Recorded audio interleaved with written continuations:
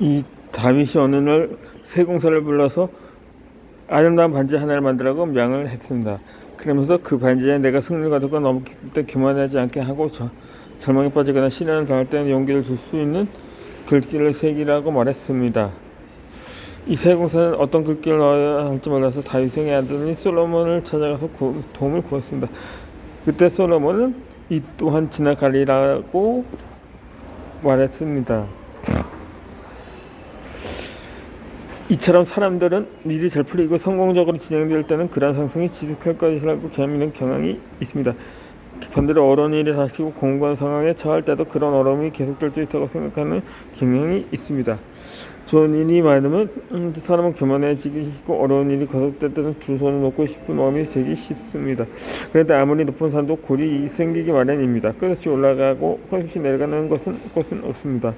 오르막이 있으면 내리막이 있고 산이 높으면 골도 깊은 kop입니다. 이 좋은 일이 생길 때 교만해가는 방심하는 사람이 많습니다. 사람들이 이 슬픔이 경계에서 풀고 오만 보관에 살 수가 있습니다. 그러면서 낭패를 보는 경우가 얼마나 많은가요?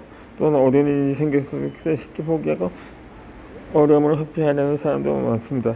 그래서 사람에게 항상 이유가 있습니다. 이런저런 핑계를 대고 피하려고 합니다. 핑계 없는 무서움이 없으지? 어떤 어려운 상황에서 포기하거나 표현한 사람에겐 그 어떤 핑계거리가 있어요. 이 때는 말을 많이 하면서 어려움을 맞서지 못합니다. 하지만 전국적으로 사람들은 다릅니다. 어떤 낭상은 복잡하더라도 그 어려움에도 불구하고 말하면서 끝까지 벗습니다. 결과는 달콤한 성공의 열매를 떱니다. 이런 어려움 때문에 아니라 그런 어려움이 불구하고 최대 다음 수복은 유지겠습니다.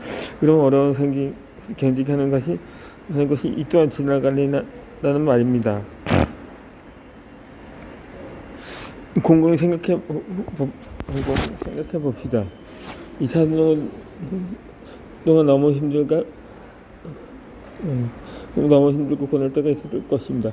그 고단도 시간이 지나면서 사라지지 않았는가요? 힘을 가지고 어려운 사람을 버티면서 강한 모색가가 최선을 사회의 한국 열매를 딸 수가 있습니다.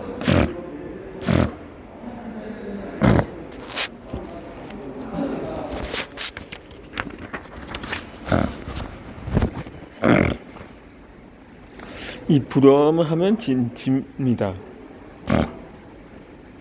이 부러움은 비교에서 변형됩니다. 그래서 보면 비교를 제대로 하지 않습니다. 정부의 엉덩이를 경계해야 하는 불러도 기울어진 운동화에도 경기를 하는 것과 같습니다. 더해서 겉과 속을 다 보여주고 것만 비교하는 것입니다. 상대는 성명인지 구성명인지 어떤 의미인지 모릅니다. 상대는 겉으로 드러나는 재력이나 권력, 명예만 보고 사실은 겉과 속을 한 개만 보면서 비교하는 기울은 운동장에서 경계하는 것은 똑같은 객입니다. 이런 잘못을 땐 비교를 하면서 상대방에게는 부러울 수가 있습니다. 부러워지는 것입니다. 백선병견입니다. 이 다른 사람들이 부러워하면서 사실은 사람들과 부족하면 부족한데 자신의 감정은 당장 스스로 무시하고 있으면 부족하면 부족하고 스스로 사과입니다. 그런데 그러고 사과하는 상대 사과는 이런 식은 어찌든 안 해야 됩니다. 기울은 운동장에서 전개하듯이 내면 다 보고 부러워하는 상대만 내면 보고 비교하면 100점 만점을 하면 돼. 100점 배우면 보수할 수도 보수 있다면 부러워하는 많은 사람은 그다지 없습니다.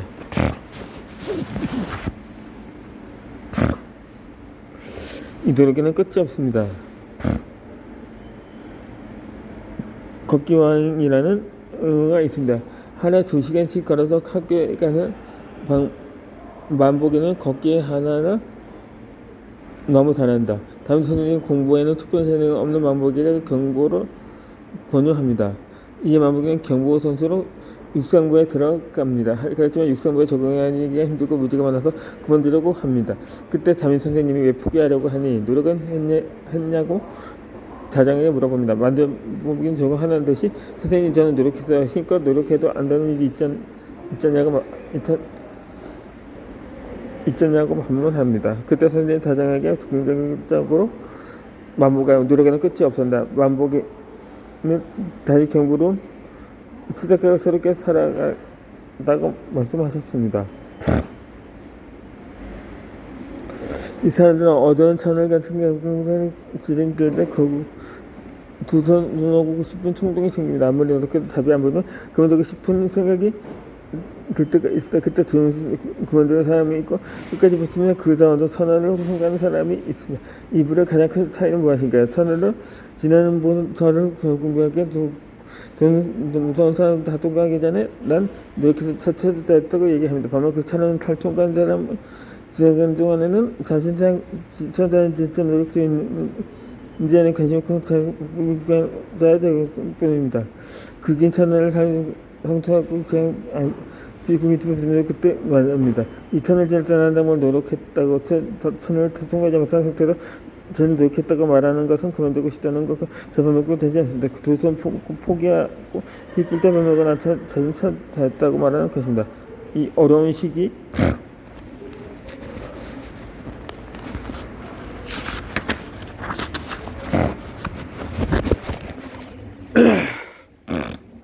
이제 시간이 다 끝나면 이제 저는 그 의자에서 볼 수가 없습니다. 그 어려운 시기 통과한 사람만이 난 그때 찾았다고 말할 적이 있습니다.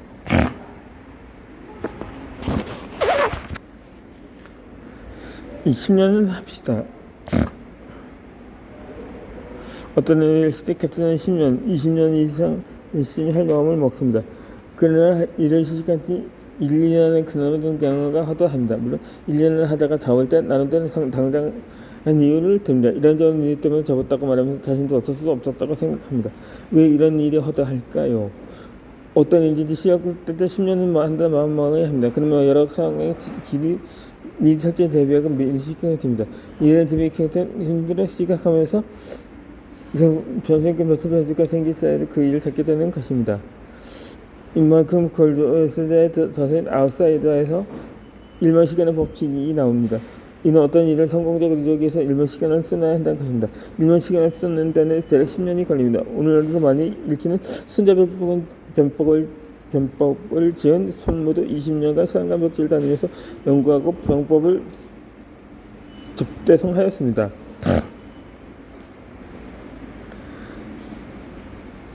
(20년) 이상 수다하는 것은 공부, 투자, 명성, 권력 등 모든 면에 동일하게 적용됩니다. 어떤 과부나 큰 명예와 권력을 얻은 사람도 한 번의 경우는 없습니다. 일확 천금은 없습니다. 꾸준히 10년을 한다는 마음으로 일을 시작하고 준비하면 어려움을 꾹꾹 힘들게 끈기 있게 버티게 할 수가 있습니다. 온갖 이런 사람들은 너무 어려울 다 공부하는 사람입니다. 어렵게 수요도 생각보다 90% 이상이 3년 남은 폐역하게 됩니다.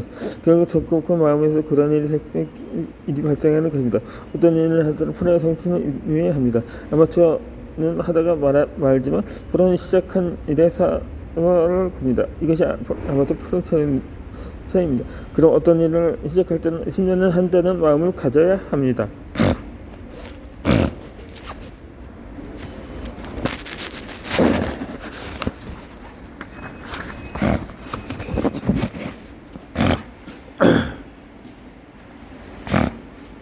이 생성적인 참음과 폐교적인 참음이 있습니다.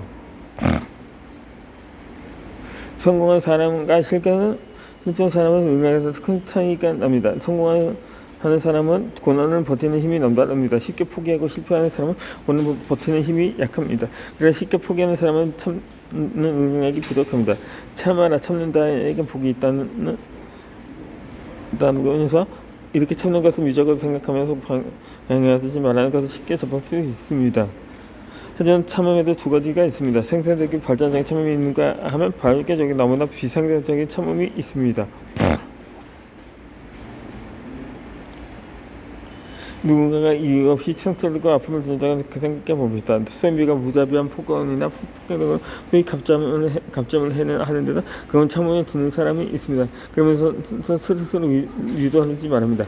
참는 게 복이야. 참는 사람이 이기는 거라고 말도 안 되는 이야기를 하면서 말씀창이가 되어 들어간 자수리로 합니다. 이것이 정형적인 파괴적인 첨예입니다.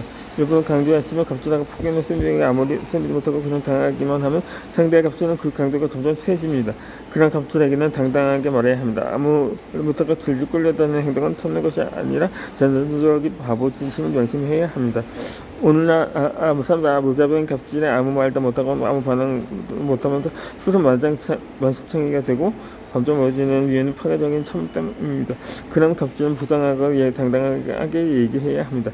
그렇다고 똑같이 큰 소리로 대들하는 것은 아닙니다. 상대의 잘못한 행동에 똑같이 대응하면 닮아가게 됩니다. 이 자본자본에게 명확하고 단호하게 자신 생각을 피력하면서 맞서야 합니다. 이 파괴적인 참음으로 자신을 파괴해서는 안 됩니다. 이 참은 생산적인 참음은 인생의 죽음의 목표를 성취하는 데 필요합니다. 인생에는 누구나 어려움과 불고도 만나게 되는데 그런 순간을 이겨내고 극복하면 음식이라는 전기에 있을 때는 참는 것이 바로 참음을 참음입니다.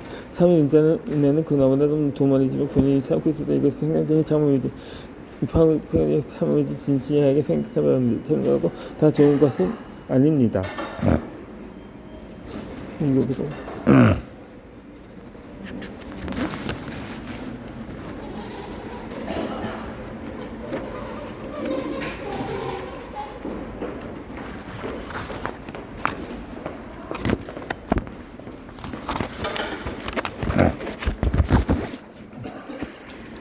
잔소리입니다.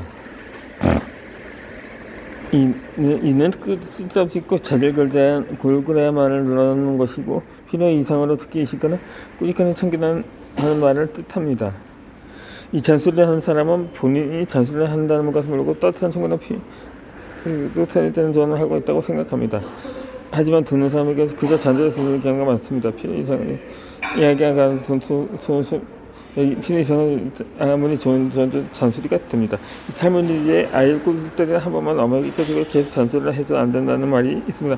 부모가 자녀에게는 나쁜 말을 하지는 않겠지만 한 번 엄하게 말하는 것이 효과가 훨씬 크다는 것입니다. 잔소리는 상대가 번성하게 하거나 피곤해지게 하고 아이의 귀를 막고 생각 멈추게 하기 때문입니다.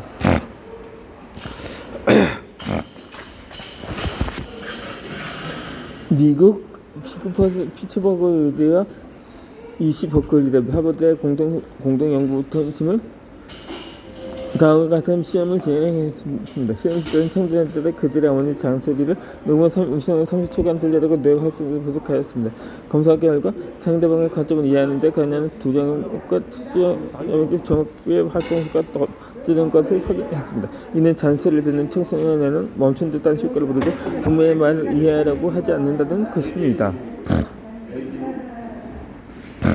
이 잔소리는 극히 무력합니다. 부모가 아무리 전전을 하더라도 자녀의 귀를 막고 부모의 삶을 이해하려고 하지 않기 때문입니다. 잔소리만은 조직이나 가정에서 정이 넘치기는 사고와 잘생기서도 힘듭니다.